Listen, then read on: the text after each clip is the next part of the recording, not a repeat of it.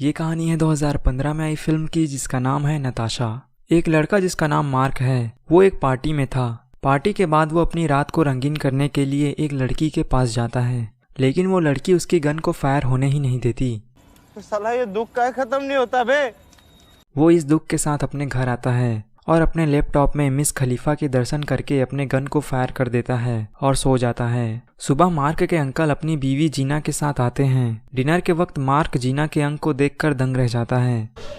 अच्छा बात नहीं है। मार्क की माँ बताती है कि जीना की पहले से ही एक बेटी है जिसे वो लेने कल रशिया जाने वाली है और वो 14 साल की है। कुछ दिनों बाद मार्क की फैमिली जीना को लेने जाते हैं और तभी मार्क जीना की बेटी नताशा से पहली बार मिलता है। सभी लोग मार्क के घर पर खाना खा रहे थे। तभी मार्क की माँ कहती है कि वो नताशा को अपना घर दिखा दे। नताशा मार्क के कमरे में जाती है और कहती है, साले तूने यहाँ किसी के साथ मचाया भी है या खुद की गन को फायर करता है? गजब बेइज्जती है।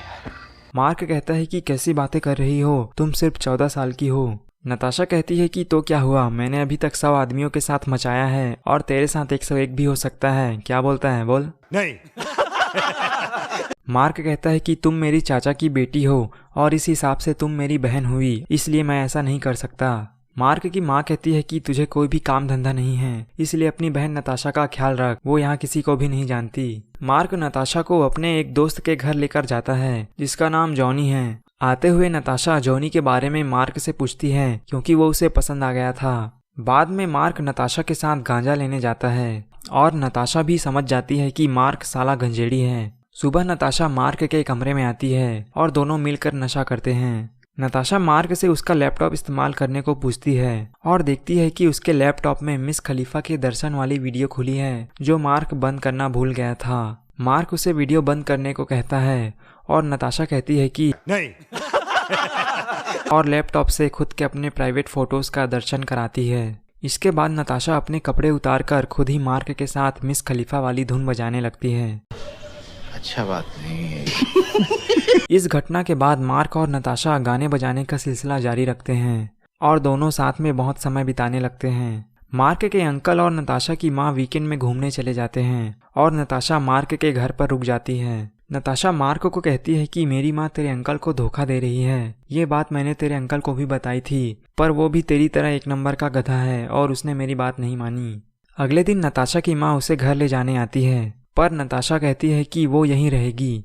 तब उसकी माँ कहती है कि मुझे पता है कि तू इस गधे के बच्चे के साथ गाने वाने बजाती है। नताशा को ये सुनकर गुस्सा आ जाता है और वो अपनी माँ पर हाथ उठा देती है। तब मार्क की माँ नताशा से कहती है कि निकल, और वो वहाँ से चली जाती है। मार्क को नताशा से प्यार हो गया था, इसलिए वो उसके घर उससे मिलने चला जाता है। लेकिन उसकी माँ कहती है कि देख बेटा, तेरी कोई गलती नहीं है, मेरी बेटी ही घाट घाट का पानी पीना चाहती है, इसलिए तू निकल यहाँ से। और मार्क निकल जाता है।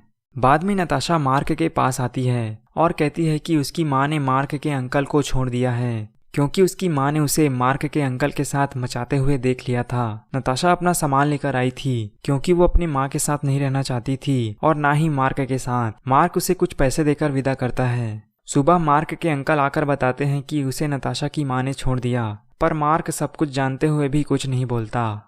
मार्क नताशा की याद में उदास रहने लगा था। वो किसी की बात नहीं मानता था और ना ही किसी का फोन उठाता था। एक दिन वो अपने दोस्त जॉनी के घर जाता है और वहाँ नताशा को देखकर समझ जाता है कि नताशा ने उसे बेवकूफ़ बना दिया।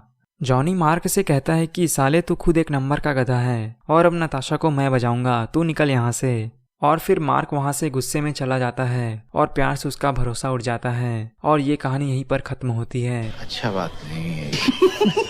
इस कहानी से हमें ये सीख मिलती है कि हमें अपने माता पिता का सम्मान करना चाहिए। मज़ा आया और मैं ये जो मज़ा है हिंदुस्तान के हर व्यक्ति को देना चाहता हूँ।